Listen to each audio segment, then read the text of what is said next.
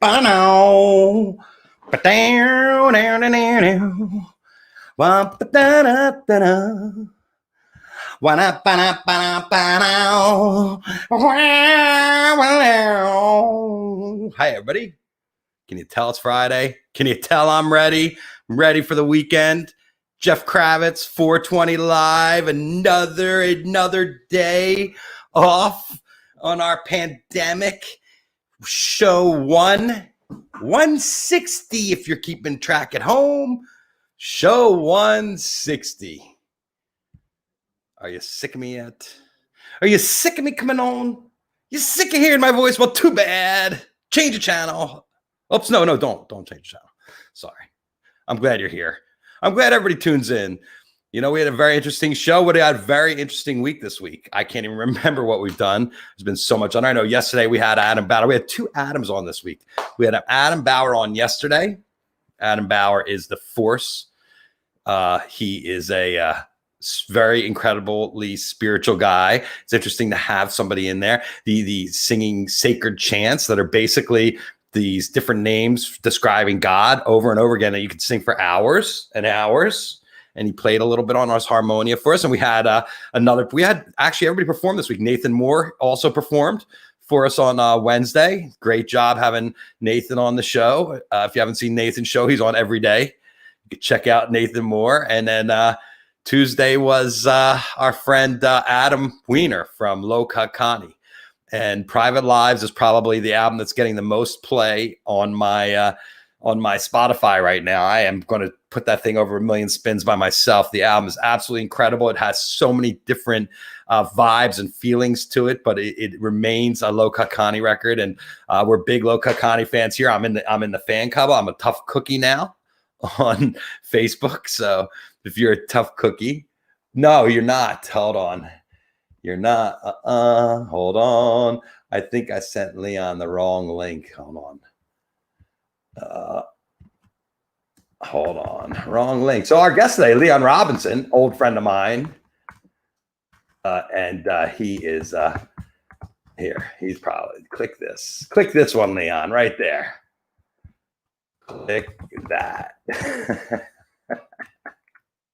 You know, Mercury's a retrograde. This is a common theme that's been on the show now for over a week. You can see me pull my hair out, blaming the planets because shit's going wrong. But I guess if you've been following me for a while, you know shit always goes wrong here. So you're kind of clued into that. So you understand how fragile a tightrope I'm walking on all the time. So yes, I'm blaming it on Mercury retrograde, but I'm a putz all the time. And this is something that continually happens to me where I just am fighting technology. It's been something that's, there it is. I see you, Lee. You're right there. I am constantly fighting technology. It's a constant theme here because, you know, let's face it, this is still new territory for me. Even after 8 months, they say you need 10,000 hours, and I only have 160 hours doing this. So just imagine I only need 9,840 more hours. Oh my God. I think I probably wouldn't have a voice left if it got down to that much talking. I'm kind of overhearing myself talk as it is. But, you know, I know there's a lot of important things to talk about, and I'm going to talk to you right today about my shirt. You see, it's Head Count. Andy Bernstein sent me this shirt after I had the Head Count crew on. I was like, give me something I can wear on the show. And now I've gone online, and every time I'm scrolling up on my Instagram, every celeb's got this badass Vote shirt on. And I'm like, wow, I am so hip. You see, the lines get smaller. And I've been wearing it around, and people are like, look at the big mook with the Vote shirt on. That's me. I'm wearing the Vote shirt because we all need to get out there and vote. And 50 million people have voted already. That's about 55% more than you would normally vote at this time.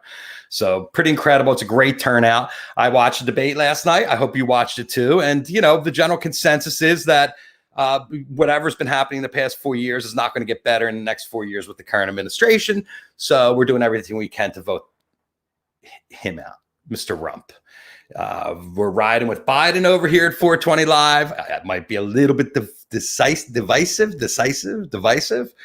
You know, I hate to draw sides, but, you know, this is a time to pick a side. It's the time to pick the side of sanity. And I've seen many people, Mel Brooks, 94 years old, came out and supported a candidate. The USA Today never supported a presidential candidate in their lives. The New England Journal of Medicine came out and said that they are supporting. They can't support Donald Trump for president. They never support a president. They're a journal of medicine. They're not even a political, but they understand what's happening. And you look at the headlines today. We had 70,000 cases today. That's the third most if you're keeping track at home. Keeping track of something else at home. That's the third most cases we've had. So it's time to make it serious. It's time to take it serious. But as you know, this isn't the place for that. You want to watch your politics. You want to find your COVID reports. That's all over the news. We have relished in distraction. We've had many, many great friends over the course of our 160 shows come on and be with us. And my friend Leon has been a big supporter of the show. He's we've been at it. We're partners in crime for a long time, and it's always great when I see him doing something new. And he's got new music out. We're going to talk about that. We're going to watch the video, and I think he's in Canada. So let's welcome Leon. Hi, Leon. Hey, what's going on? How you doing? I'm good, my California family. What's happening? Are you in Canada still? No, I just got back to New York City. So I remember you were quarantined up there for 2 weeks, like sitting around in a hotel watching basketball. And watching everything I could and being out on my porch, on my little patio. That was my sunshine. What do they make you do when you quarantine? Do you just have to stay in your room the whole time? They tracing you by phone? Supposedly, they never called me, but I'm not allowed in the hallway. And the building I'm in, the apartment I'm in, they're aware of it well. It's like a hotel residence place, so they have cameras anywhere. If they see me in the lobby or in the gym or something, they'll tell the authorities. It's It was strict, and you were up there. You went up there to work. Yeah, I was up there working, of course. You can't even get into Canada right now unless you have a work permit. Wow. So did you have 2 weeks of work, or was it just like, did you have to quarantine for more than you had to shoot? Equal. So it's not, so you were up there a month then? Oh yeah, at least. Yeah, definitely. A little over a month. And how are they dealing with it up there in Canada? Surprisingly much different than here. People are wearing masks, but not mandatory, and it's a little different, but it's changing because the numbers are spiking.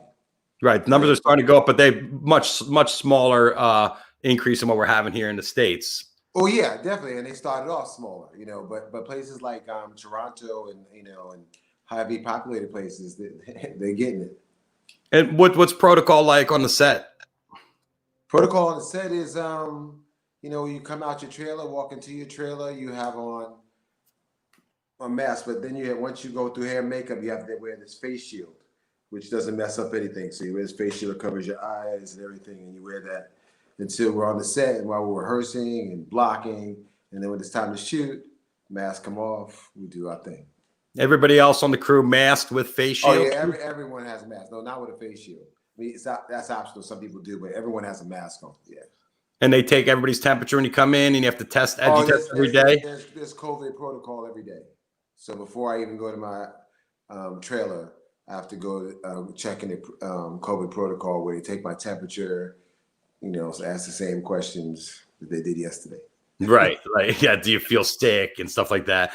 Yeah. And how did you feel about it? I mean, I'm sure you were happy to work. When was the last time you shot? Before that? I was working all the way up until, the pandemic hit, which was Friday the 13th of March. So after that, everything I did since then is I shot a PSA, a music video, a magazine cover, and another shoot. And that was the only thing I've done. Laying low. Only thing I've done as far as, for the people. Right. And you've been, is work starting to pick back up? Are there more shoots happening? Is the industry starting back? Oh yeah, definitely. I mean, matter of fact, Vancouver right now is the filming capital of North America. So they're just booming up there in Canada. I guess because they just started earlier and they were able to pass a lot of the union rules that they wouldn't pass here in the States, which they are now. So even the show that I'm doing on Showtime, City on the Hill, that started up this week. It's here in New York. So I'll be shooting that all the way into next year, I guess. Oh, great. So you're working now in the city. Yeah. Are you shooting in the streets or are you in a location? What are you doing? Or in the studio? Both, yeah. But I think they're doing it a different way now, a different style where they're shooting a lot of like several episodes like at the studio indoors and then go outside for several other episodes. So I could, you could be shooting a scene in season for episode 3 and then jump out and shoot that scene for episode 8. It's just, it's all crazy. Oh, because when you're on that location, they're like, let's get everything we need today. Especially if you're shooting on the lot, you want to shoot all the stuff on the lot that you can. So, have you ever shot anything like that? No. This is all new for everybody. This is just, everything is new. Everyone's, doing things for the first time. We have producers, experienced producers like the ones on this show, like Tom Fontana and Barry Levinson, who are just like, they've done it all. So, but this is new to them. This is new to everybody. Well, did Tom do Oz also? Yeah, Tom did Oz. Yeah. And you worked on Oz. That was one of you. That was years ago, right? How long ago was Oz now? I don't know, but that was the first series on cable. That was the first series on HBO ever. Really? Yeah. Wow. Tom pitched them a show. They took a chance on it. They never did a series before. And then after that came The Wire. And then after that came The Sopranos. Incredible. Dang, it's a new day. It's crazy. It's a crazy time. So, did you watch the debate last night? Yeah, of course. What was your takeaway? There was nothing really to take away, to be honest with you. I thought that Biden did and sounded like he's supposed to sound. He talked to the American public. He answered the questions the best he could without dodging them. I don't feel as though Trump did the same. And then more importantly, I just look at the fact checker afterwards, and it's just, it's just like, it's really funny because George W. Bush, Obama, they have said things that have not been correct. Okay, but when they are called out on it, they never say it again. Once they're fact checked and they tell them that something they said is incorrect, they don't say it again. You tell him that it's what he says is incorrect, he'll say, "Well, I heard it from somebody." It's just, he'll just keep saying it. It doesn't matter whether it's correct or not. But that's the Steve Bannon. That's Steve Bannon's philosophy: is just keep throwing shit up. It doesn't matter if it's real. It doesn't matter if it's right. You're just trying to keep the noise coming. Well, yeah, because there's a certain sector of the public that's what they need to hear. They're with you regardless, as long as you keep feeding them what they want to hear. So, there's a great deal of Americans like that. You live in Los Angeles, you're a celebrity photographer extraordinaire and show and all this other stuff. And, I'm an actor and a singer. And dude, our life is nothing like most of America. Okay. No. We're in a bubble. Okay. And what other people think and how they go about their lives and their philosophies are so different than anything sometimes we can even imagine. And if you can tap into those people and feed them what they want to believe, you got them, because they're not going to look past that. They're not. No. Well, you're looking at a guy that when they started interviewing people that are like, I don't like Trump anymore on CNN, they're talking to these ladies and they're like, well, why'd you vote for him in the first place? Well, I like this show. I like The Apprentice. And I thought he was cute.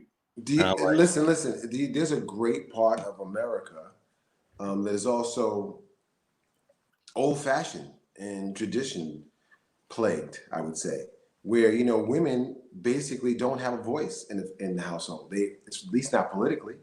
They vote as their husband votes. They're not causing any rifts in their house.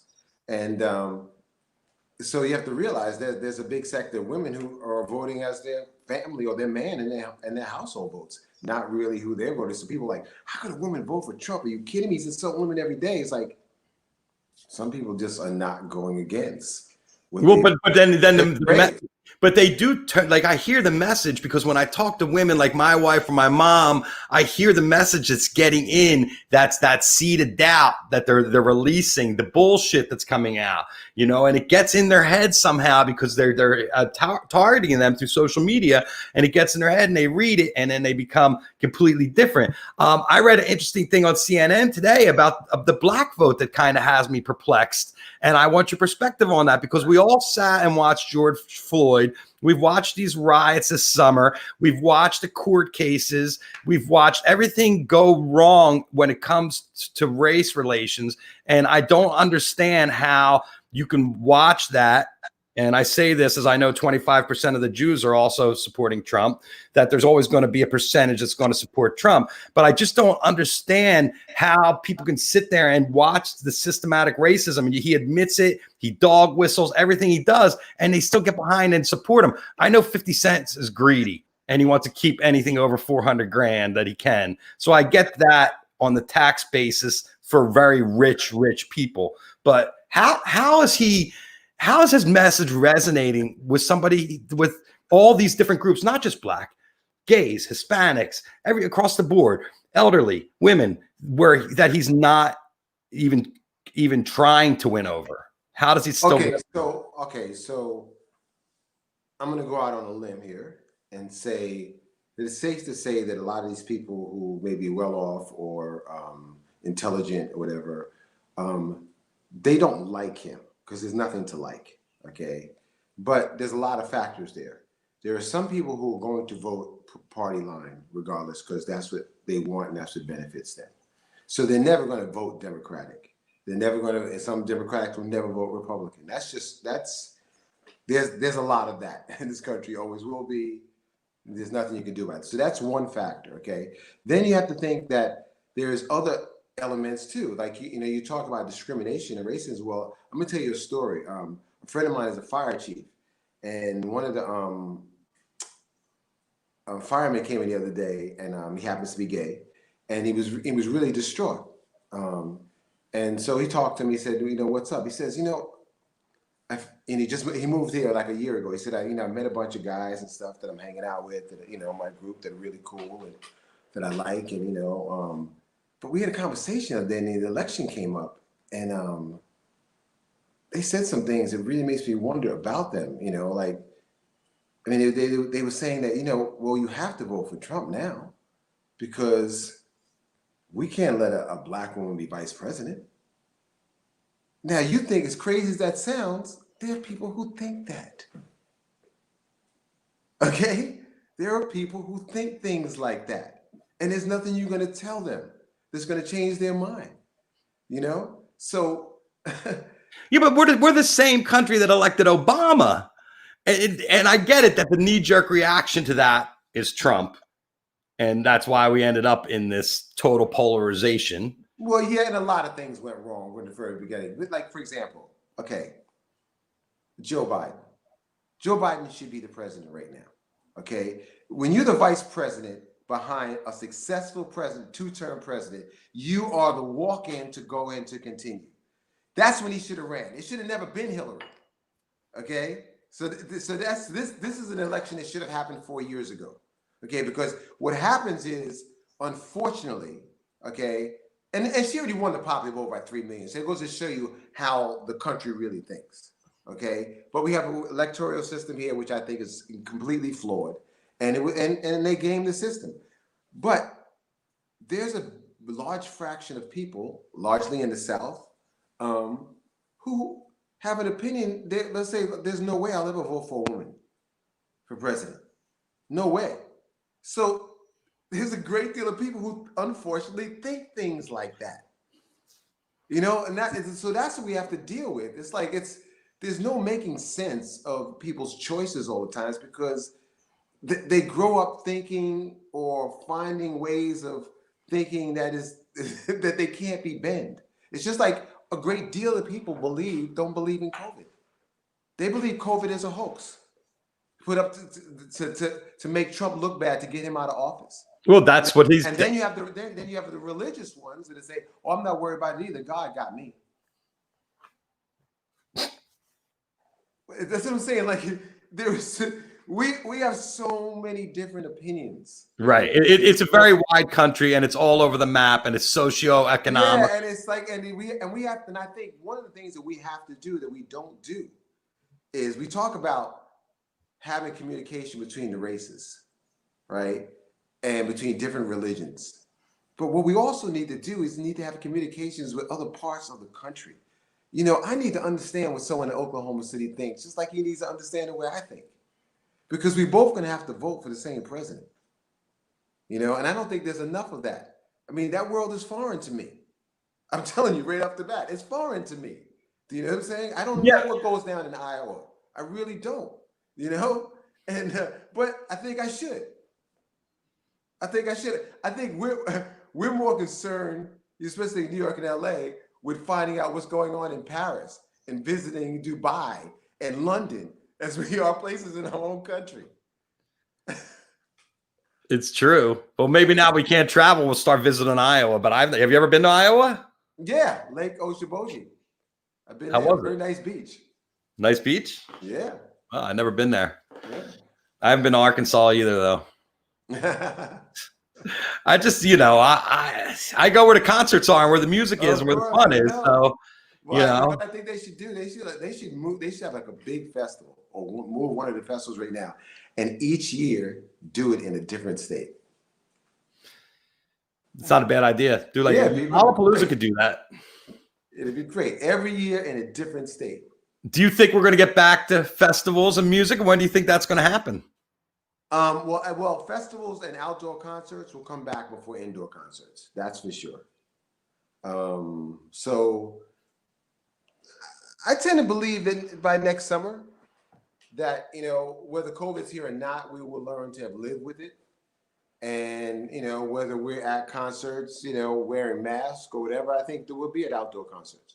Yeah, well, they're doing the pod things now where they're setting up pods, a little gated area for each person. I saw something posted today. Yeah, they'll try all kind of things, but listen, I'm talking about till we can get back to where we can actually just enjoy things together. And because being out there with different people at these festivals, as a performer, of course I love it, but just as a fan, I mean, that's what it's about. It's about being out there with the people.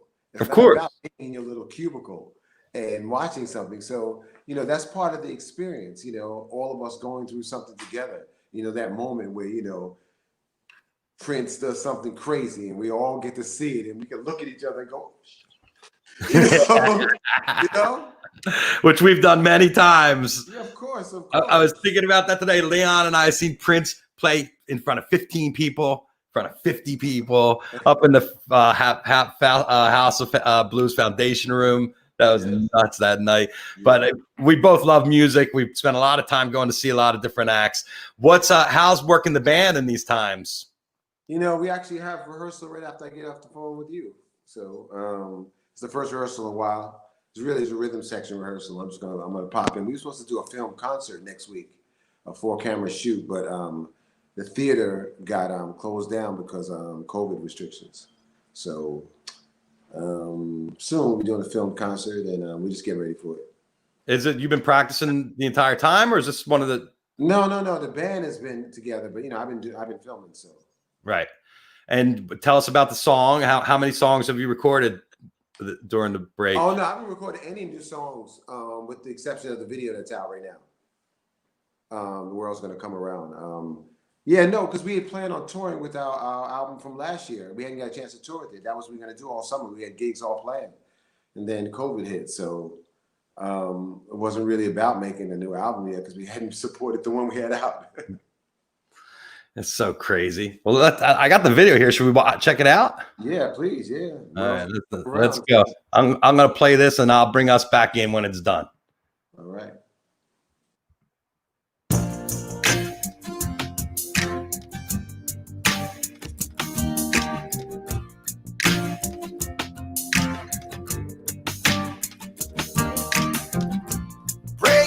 Chains set my people free. Jailed by racism, it's so plain to see. Politicians turn the other cheek. they're not listening to my people speak. The world's gonna come around. We gonna turn it upside down. The world's gonna come around. Can't you hear the sound? Shouting it out, walking through the streets, holding hands the way it's supposed to be. Mother, sister, fathers, brothers too. Now we know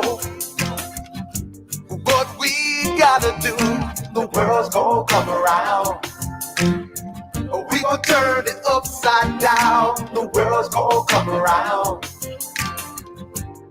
Can't you hear the sound? The world's gonna come around. We gonna turn it upside down. The world's gonna come around. Can't you hear the sound? We ain't taking anymore. We had enough. People dying cause it keeps on getting rough. The world is watching cause this time is not just us.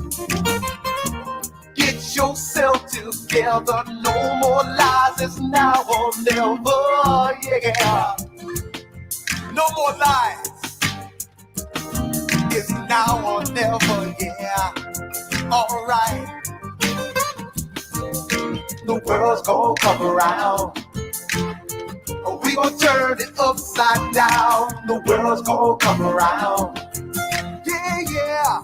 Can't you hear the sound? The world's gonna come around. Yeah, yeah. We gonna turn it upside down. The world's gonna come around. The world's gonna come around. Can't you hear the sound? The world's gonna come around. We're gonna turn it upside down. Can't you hear the sound? We gotta change the world right now.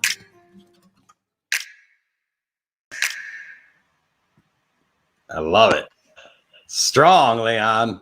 Thanks. I don't know what's happening there with the sync. There was something weird, but Was it a little bit off? yeah. Went through some crazy things, but it's all good.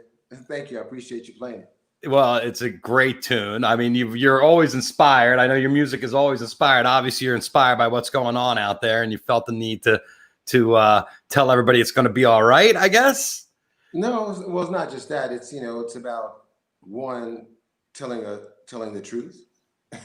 Two, about getting out the vote, because letting us know that we have the power to change things, and we're the only ones that have the power to change things. So, and if we do that, then I think we're gonna come around. I think if the world does what it's supposed to do, if they realize that the main pandemic in this country is racism, not COVID. Okay, when we realize that, I think we can move forward. Did you feel that we were past it before Trump? Like, did you feel with Obama that we'd broken new ground and that we were going to come to some kind of new understanding? Was that the hope when he came in? That, hey, look, finally, look, we elected a black president. We're going to maybe come around. We are going to come around. Are we? But was there? No. In actuality, it incited it. It made racism more overt. Unfortunately, that's what happened. You saw things like Trump's whole thing started when he started with the birther movement. Which was completely ridiculous, and people were getting behind that. There are Trumpsters that still believe that Obama wasn't born in America. I mean, it's so ridiculous. But I just think that if we don't have a positive attitude, it was zero chance of us getting back to where we need to be and getting better. We have to one, realize that America, that the US has never been great. Okay? And we need to try to make it great. Okay? We may have been great to other countries, but we need to make this country great. And the only way we can make it great is by realizing that we are all in this together. And if we all band together, there's no country that can be better. But as long as we're fighting ourselves and fighting one another, which is what other countries want us to do, because that makes us easy and vulnerable. Okay, you know, in Italy, all Italians are for Italians. In Ireland, all Irish people are for Irish people. In Russia, all Russian Well, people. wait.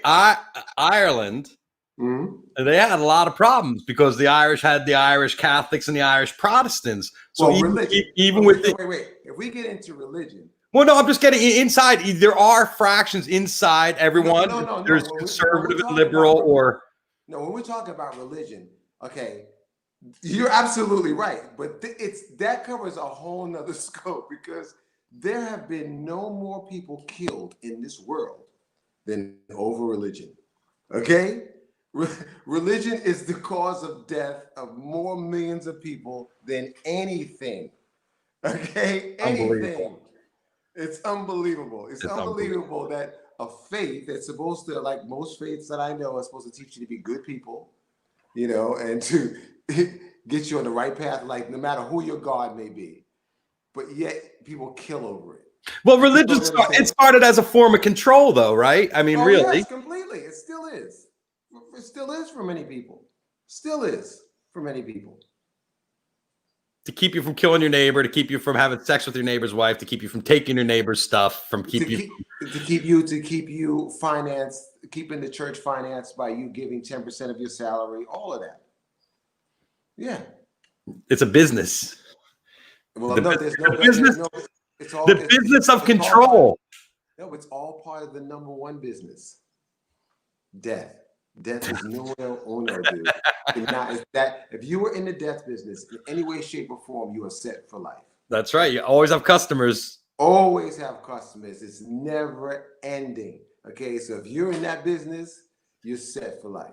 Yeah, and another 300,000 people this year. It's unbelievable. I mean, I really feel like we're in the upside down. And I watched that last night, and I looked at both of them, and I hear people complaining about how both candidates are, you know, idiots, and I don't want to vote for either one, and I'm not going to vote for Donald Trump, and I'm not going to vote for Joe Biden. And you know, I hear what's going on out there, and I get it. I don't think they're great choices either. I think that we could have done better too, but that's our process, and that's how we ended up here, you know, and this is what we have. So I mean, everybody's got to hope that the guy who's in charge does the best by surrounding himself with the smartest people around him that are experts in their fields. And I think that's one thing that Donald Trump has proven over and over again, is that he picks the worst possible people. Like, he picks the opposite for the EPA, for all these things. I mean, he just look, wait a second. Look. So frustrating. Wait. If Joe Biden wins, you already know that his cabinet will be the best people, and it will be cross-section of everybody, Black, Latinos, everyone. Okay, he's been known as a candidate to reach across the aisles, which is the reason why they asked Obama to select him in the first place when he ran the first time, is because both Republicans and Democrats like him. Okay, so now, you know, it's hard for the Republicans to now act like they don't like Joe Biden, which is complete bullshit. Okay, when they've always liked him. Okay, but now that he's running, you know, for them to like act like they don't like him, it's ridiculous.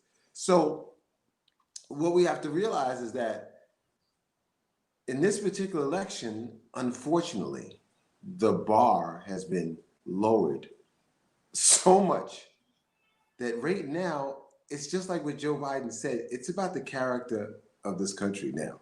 It's about this person, you know who he is, and you know who I am, okay? Dude, all I want is for Trump to go away. I don't care how it happens, just go away. All. Well, do you think he's going to go away? Do you think he's gone anywhere quietly if he loses? Listen, I don't care. I just want him the first step is to get him out of office. Okay, that's the first step, okay? And then if he wants to deal with his life, you know, as the president that he's been, if he wants to stay, like, good, he can do it. He can start a movement. I don't care. I just want to stop talking about him. Okay? You should understand something. I'm from New York. Okay? He couldn't be elected to be a high school principal in New York. Okay? But we know him. Okay? So it's, you know, it's just, I'm just wanting to go away. I don't want to hear about my president every day. I've lived long enough in this life to know that you don't hear about your president every day. You hear about it when he has things to say. Okay, you know. Now we're sitting here, and every day I have to hear some nonsense about this, that, some tweet, hate groups. Really, we got real problems here. We need real leadership, plain and simple. And unfortunately, there is only one choice. And the reason why I say that is look at the person who's here. When you are the incumbent, your whole strategy for reelection is the state of the nation as it is. Okay, look at this country right now. This is Donald Trump's country. Okay, is this what you want? Plain and simple. It's an easy choice. All right. Well, now I was talking to my son Zach. You know Zach, and Zach says to me, "Well, you know, Dad, historically, only 2 incumbents have ever lost." Oh no, we don't usually like to change political parties or anything unless things get really bad. Like for example, with Bush. Bush situation got so bad that not only was no way a Republican was going to win, that not only was that going to happen, that they even let a brother win. They were like so desperate. They're like, yo. And then Obama was so charismatic that he got the second term. That's plain and simple what happened. Okay? And now the Republican Party, I can actually say, okay, that Trump's America is worse than what Bush left us. Okay? I agree. Worse. I agree. It's worse. So I'm like, how bad could something be before you realize, okay, we got to do something different? I mean, come on. Yeah, well, you see it now. 50 million people today have voted already. And that's 55% more than have voted this time in 2016. You know it is. If you look at elections in the past, there will be some prominent people, generals, cabinet members, heads of securities, that might go against the president, that might. I think the number right now is 142 generals, ex-security advisors, national security advisors, people who worked for him. Oh, how about Republicans for Biden? I've never seen that. No. Like you don't see a wave of people turning like that. You know what I'm saying? That's not what you see normally. You'll see a handful and some, but there's a whole wave right now of people like saying enough is enough. Okay. And you know what's interesting? Being in Canada while I was doing the film, I got to watch the news, not the biased news that we watch here. Okay. They're just reporting. And you get to see what they see, the way they see it.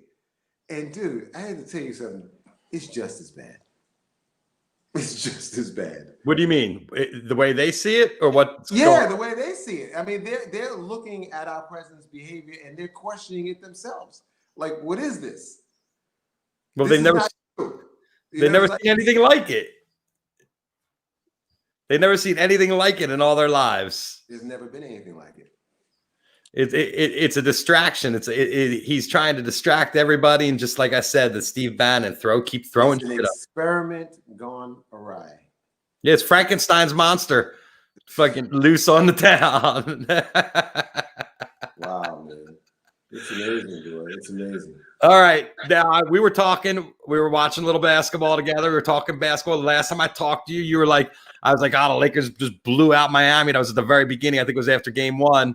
And you're like, I just want the series to be good. I want to see some competition. We overall pleased with the series? Yeah, I mean, the last game was really pitiful, unfortunately. It was over at the end of the first quarter. And they were beaten up so bad, Miami at that point. But yeah, I mean, the Lakers proved to be the best team, by far. I mean, between, LeBron's, basketball IQ and ability and, their overall length with AD and Rondo's experience, it was, they just had all the, tools to do it, and they did it. They were able to stay healthy. And that's the most important thing, man. At the end of the year, when you're vying for that championship, your main player is healthy. And Lakers were lucky enough and blessed enough to be healthy. And if they're healthy, I don't see anybody beating them. Yeah, it was hot. What do you think about LeBron standing as the greatest of all time? Oh, you can't compare players from different eras. It's just not possible. I mean, you can sit around and debate all you want, but there's just no way of doing it. Has there ever been anybody as strong as him? Like with the way he bowls to that, like when he's oh yeah, but not at his position. That's the thing. It's for him to be a small forward, almost like a small point forward, with that kind of speed and athleticism, with that kind of, just raw strength, 6'7", 285 or 6'8", 285. So yeah, it's just all muscle and can do the things he can do. No, he is by far a unique specimen to the game, especially at his position. But the game that was played like during the time of, Michael Jordan and Magic Johnson or Dr. J. Okay, you can't touch LeBron right now. You can throw Michael Jordan would be headlocked and they throw him down on the ground and it'd be just a foul. So it's a completely different game when you can really rough somebody. They would just say, if he comes down the lane, just clobber him. That's it. You'd have to punch a guy straight out to get a technical foul. Like, you're not getting a technical foul. You get a technical foul in the NBA now if you look at somebody too long. And I'm serious. It's gotten to that point. So you can't compare that kind of era. Although I think LeBron would be great in that era. You know what I'm saying? But you don't know. And what I liked is what Michael Jordan said when he was asked that question. And he said, I can never say that I'm the greatest because I never got to compete against those other guys. And unless I can compete against them, I can't say that I'm the greatest. So he said, You're the greatest at that time. You're the greatest in that era. LeBron is the best player in this era by far. Okay. Just like Michael was the best in his era. Just like Will Chamberlain was the best in his era. Jerry West in his, and whatever, Bill Russell and whatever, and so forth. Because you can't compare the games. You can't compare, what you're allowed to do and how you could play. It's just entirely different. I can say one thing, that today's athlete is by far, superior to anything the NBA ever saw in any other era. These players are, in amazing shape because there's just different ways of training now. And they start at such a young age. These kids are being recruited in grammar school.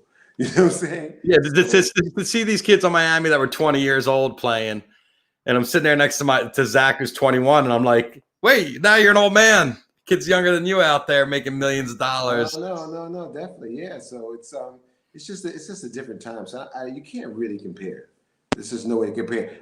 For example, I think that anybody who's knowledgeable of basketball, if you ask them if Michael Jordan played in this era, okay, he'd average 40 points a game. There's no way. There's no way. He's averaging in the 30s when he could get clobbered, hit, whatever. Can you imagine if you couldn't put your hands on Michael? Could you just imagine that? Imagine they call fouls the way they call on Steph Curry. Like, just imagine that. He'd be at the free throw line all the time, and he'd shoot free throws with his eyes closed, right? So just imagine how many points he would just get from fouls alone. Crazy. Yeah, so it's just you can't compare. Yeah, I just think you have to compare. It's almost like, it is. It's like the same thing like boxing.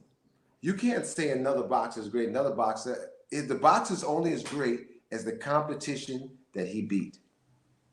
So you could be undefeated, but if there was no other greats that you had to overcome, if Sugar Ray didn't have, Roberto Duran, and Ali didn't have Frazier, and on, you wouldn't consider them the greatest. Right. Because they had great champions they had to overcome. That's what makes you great. You step into it. So what's on the agenda? What do you got acting wise? You're on the new Showtime show. Yeah, that and just doing stuff with my production company, continue to develop more things, that videos out of my production company, as well as the PSA we did and the movie that won a lot of awards last year, Make America Black Again. So now we're just developing some half hours and hours and, seeing what sticks. Excellent. And what's up with the band? You guys are rehearsing today. You got the video out. You have any gigs lined up? You doing any outside stuff? I mean, New York's getting cold. We actually had 2 gigs lined up and then they got canceled because of the pandemic. I mean, they gave them the go ahead that they could perform. We could perform. One was at this theater in Long Island, but it was a small thing and for a charity. And then they said they couldn't do it, because the pandemic, so because the numbers are spiking in different places. So, a lot of people going on lockdown. It was happening a lot in Canada when I was there. It's such a fucked up situation. When are you coming out here? I don't know. Soon, I hope, because, Noelle, my daughter's out there, so I definitely want to get out there. How's she doing? She's in school? No. She's just doing her, Instagram influencing things and making money and just moved into a nice apartment downtown. And yeah, she's happy and finding her way. I'm happy for her. Amazing. An Instagram influencer. Yep. What the fuck? That's what I'm trying to do still. I get all my tips from her. I love it. You going to go to Aspen, I guess, this winter too? Is that on the plan? Well, I just got back from there before I went off to do the movie. I was in Aspen for like 7 weeks. Well, summer's the best time up there, right? Summer and fall, like September. Oh, beautiful. All the leaves are turning gold and different colors. It's amazing. Well, I miss you. It's been too long, man. I mean, I usually see you every month somewhere, and now it's been freaking 8 months. When's the last time you traveled? Well, I was in New York this summer when I did that. I was home for like 7 weeks.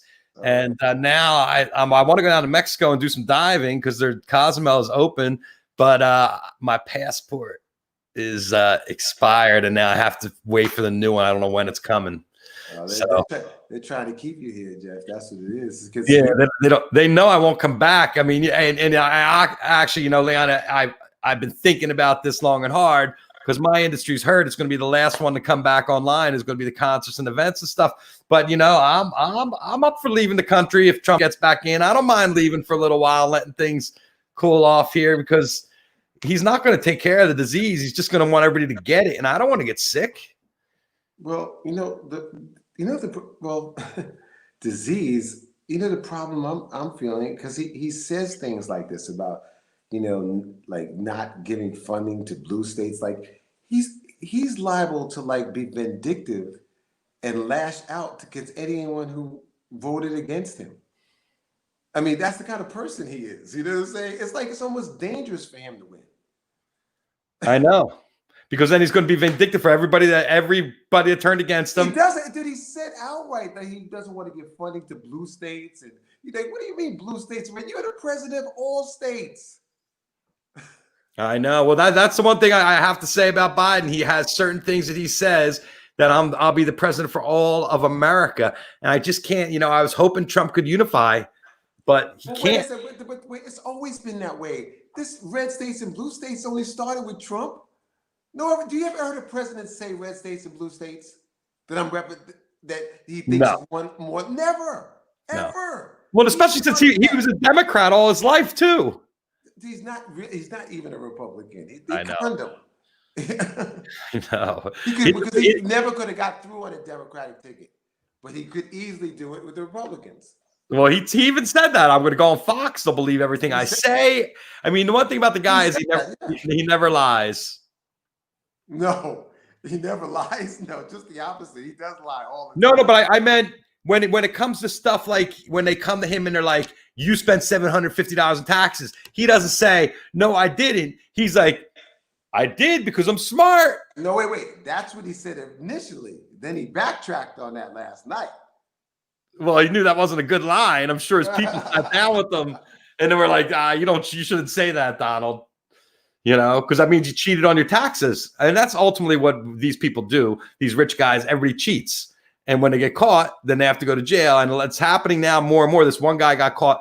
Wait, the guy who was going to pay for all the Morehouse College, was it Robert Johnson?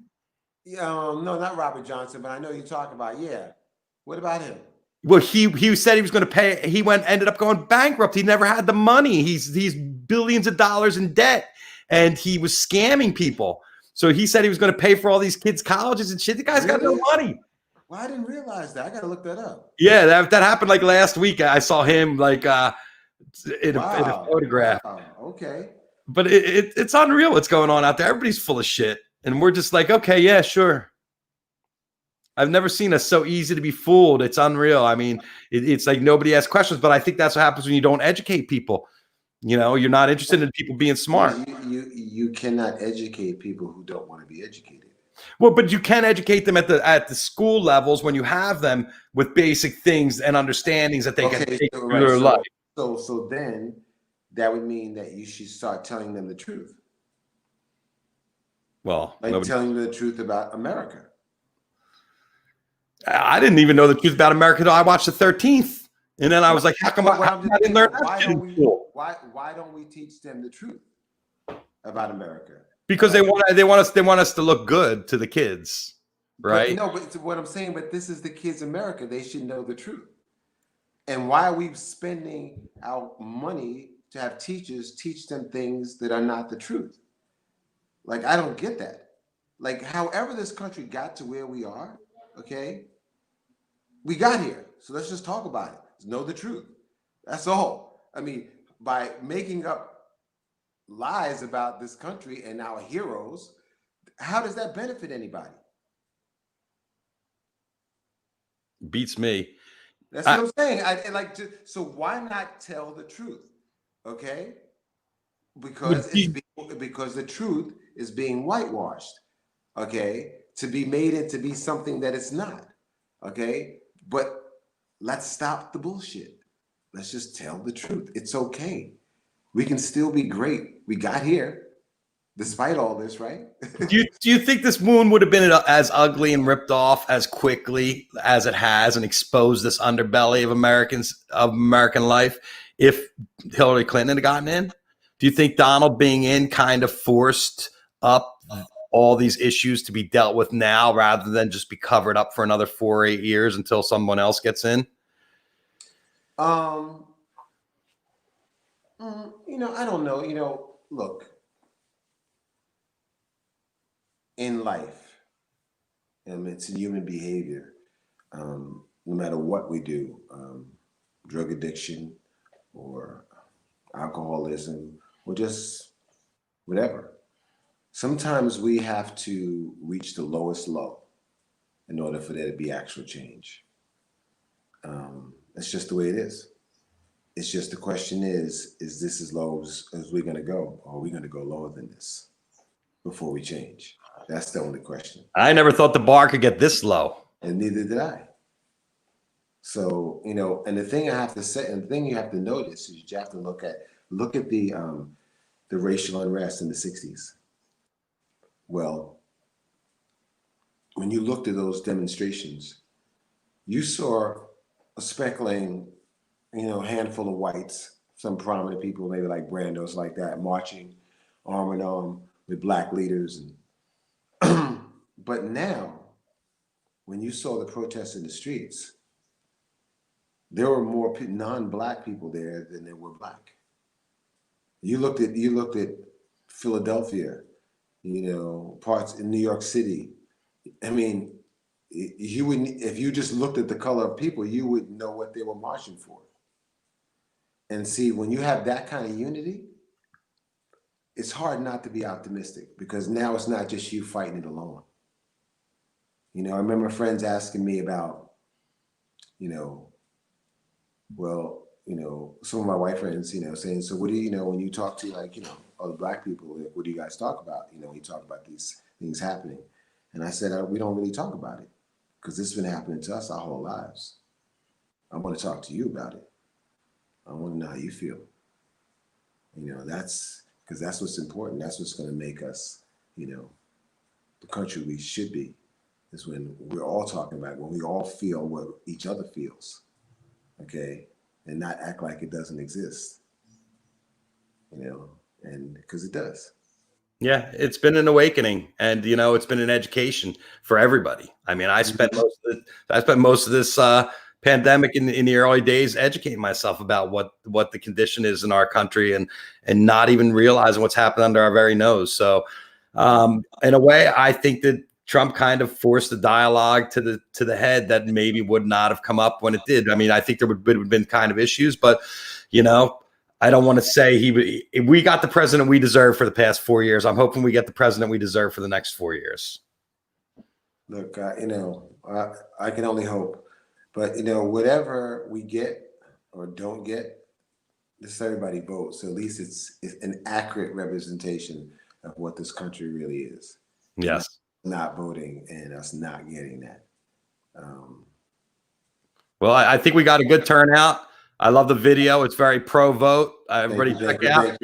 I shared the Instagram for Leon, so you can follow Leon and the Peoples, and he's all over online. And got his own Spotify account. He's been at it. There's a lot of great songs he's been doing for many years. And thank you. I appreciate that. I look forward to seeing you face to face. My love to your better half, and and to your daughter. And I look forward to seeing you soon, Lee. All right, man. Definitely. Always a pleasure, Jeff. All right. Take care, man. Okay. There you go. Leon.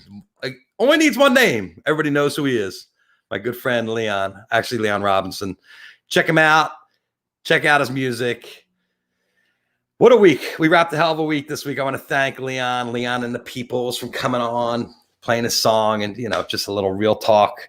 This is how we talk when we get together, too. So, this is what I love about the show, the conversationality of it, being able to talk to my friends. And, I hope you guys feel like you're listening in on a conversation between two buddies or whoever, two people I don't know, people I don't know, whatever it is. I want to thank you all for your continued dedication to this show. Here, a couple house cleaning notes, let's say. Forget it. Head count. Everybody vote. Get out. Get your ballot. My son and I were going to sit down this weekend and fill out the ballot. We're going to talk to my mom and help her fill hers out too. We didn't ask for this, but we got to do the best with what we've got. Everybody out there, peace, love, and happiness. Have a great weekend. Here's the hug for all of you out there. My friend Zorn in England, who stays up late taking photographs of the show, and everybody who comes in and participates. I appreciate you, and we will be back next week. We have a full week of shows. Do you want to hear who we got on? I'm going to tell you right now. Let's see. We have Monday, still working on Monday. Tuesday, Leslie Mendelson. Check out her music before she comes on. We have the king of festival time, Vince Herman, coming up from Leftover Salmon. Leftover Salmon back on the road this past weekend, I think. And we have Neil Cohen from Tip Top Cocktails. That'll be our grab bag show on Thursday. And on Friday, we have Al Schneer from Mo. Mo just played this weekend, too. So two old school jammers next weekend, Vince and Al. Those guys, I made together, they have a lot of good stories. But we're getting into it. We're not stopping. 420 live. I threw the I Ching. It told me to keep going. I'm going to keep going because I still got a lot to say, and there's still a lot to uncover out there. And you know what? After 160 shows, I really feel like I'm just scratching the surface. Just scratch the surface. We're probably going to stream our show tomorrow night if you're in the LA area, and or if you're just watching it here on Facebook. I'll put it on Facebook Live from my friend Jordan's house. Everybody have a great weekend, and we will see you soon. Thank you so much for